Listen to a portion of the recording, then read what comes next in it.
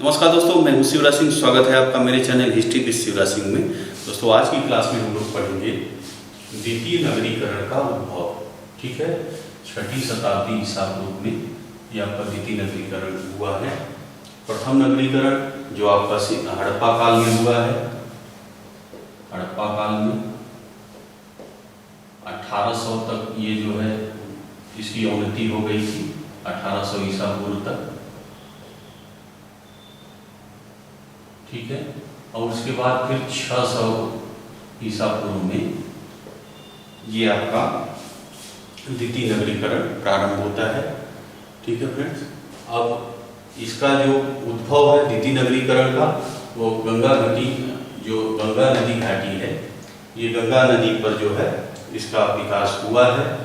और जैसा कि हमने पीछे देखा था, तो पीछे जो आपका प्रथम नगरीकरण था उसका विकास आपका सिंधु नदी, सरस्वती नदी इत्यादि जो नदियां थी, तो उस पे जो है आपका प्रथम नगरीकरण का जो है विकास हुआ था। ठीक है फ्रेंड्स, आगे देखिए। नगरी क्रांति शब्द का सर्वप्रथम प्रयोग गॉर्डन चाइल्ड ने द अर्बन रिवॉल्यूशन में, जो गॉर्डन चाइल्ड है कि जो पुस्तक लिखी है उसका नाम है द अर्बन रिवॉल्यूशन। ठीक है, उसमें इन्होंने नगरीकरण की विशेषताएं या तत्व को बताया है। तो वो आप यहाँ पे मैंने बनाया है, उसे आप देख लीजिए। जैसे विशाल भवन, ठीक है, घनी आबादी, शासक वर्ग की उपस्थिति, और धर्म और धार्मिक इमारतों का अस्तित्व, मुद्रा प्रचलन। मुद्रा 500 ईस्वी में दोस्तों जो है मुद्रा प्रचलन प्रारंभ हो गया था। और जो आपके आहत सिक्के थे, पंचमार्क सिक्के जिसे कहते हैं, उसका जो है उससे लेन देन प्रारंभ हो गया था। व्यापार वाणिज्य का विकास। ठीक है, देखिए, लेखन कला का ज्ञान, भाई कोई भी माप है, तौल है, जो हिसाब किताब है, अगर कोई लिखित लिपियां नहीं होगी तो कैसे होगा। तो इसलिए लेखन कला का ज्ञान ये नगरीकरण के लिए होना चाहिए। सुव्यवस्थित कर व्यवस्था, तो सुव्यवस्थित कर व्यवस्था के होने की वजह से ही व्यवस्थाएं चलेंगी। ठीक है फ्रेंड्स, तो ये चीजें हैं। आगे देखिए, आपका 60 प्रसिद्ध नगर जो हैं,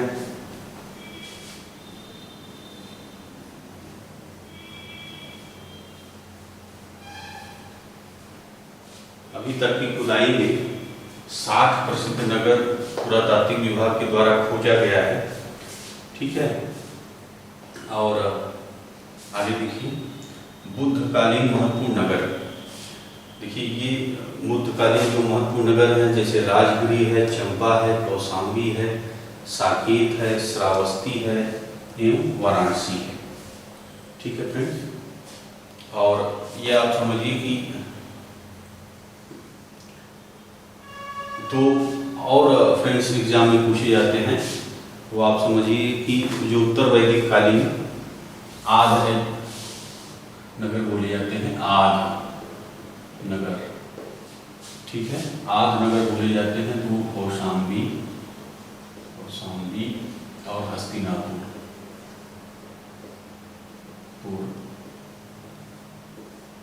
ये उत्तर वैदिक कालीन नगर है। ठीक है फ्रेंड्स, तो अगर एग्जाम में आता है आद नगर पूछता है तो आपको ये कौशाम्बी और हस्तिनापुर लिखना है। देखिए, और नगर के योगदान में दोस्तों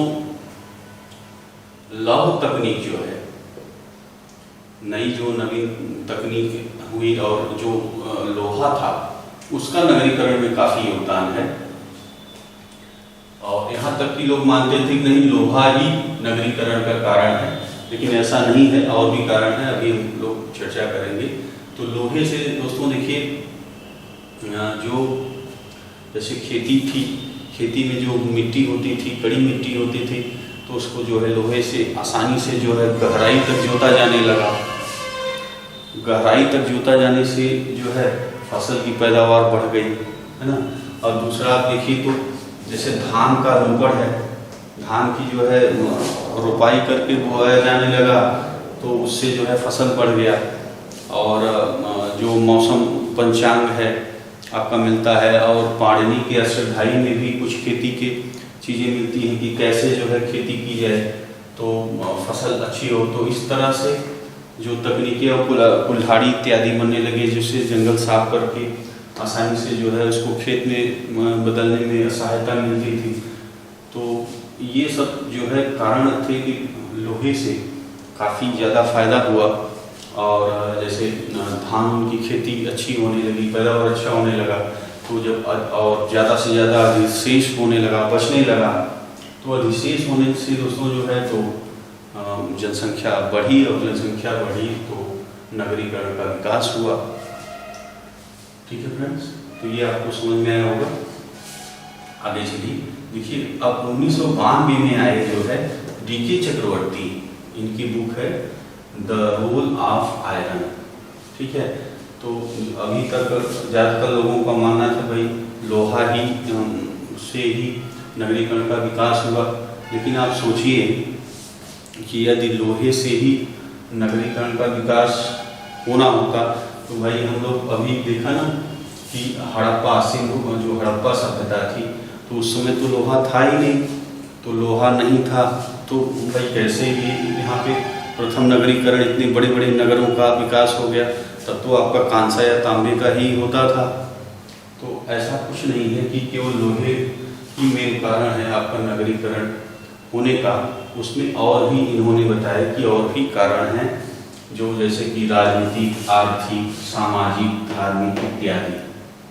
तो ये भी जो है महत्वपूर्ण कारण थे कि नगरीकरण का योगदान था। ठीक है फ्रेंड्स, और आगे जो वीडियो में हम लोग आर्थिक सामाजिक जो महाजनपद काल के हैं, राजनीतिक तो हम लोगों ने पढ़ लिया है, महाजनपद काल, गणराज्य अगर आपने नहीं देखा है तो पीछे की वीडियो देख लीजिएगा। और आगे की वीडियो हम लोग जैसे आर्थिक, सामाजिक, धार्मिक चीज़ें आगे की वीडियो में हम लोग पढ़ेंगे, देखेंगे, समझेंगे, तो जिससे आपको और महाजनपद काल का ये काल है और द्वितीय नगरीकरण के बारे में भी आपकी समझ अच्छी होगी, मजबूत हो जाएगी।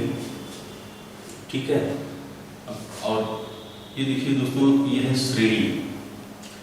श्रेणी जो है जैसे पहले हर व्यवसाय का जो होता था, जैसे आप मानिए जो बढ़ई होते थे, ठीक है, और कुंभकार होते थे, कुंभकार, चर्मकार इत्यादि। तो दोस्तों ये जो था बढ़ई हैं, चर्मकार हैं, ये आपके, तो इनका जो है जो सामूहिक, ये सब समूह बनाती थी। तो सामूहिक जो मानव के समूह को जो है, पूरे मानव जो सारे बढ़ई थे उनके जो समूह को श्रेणी कहा जाता था।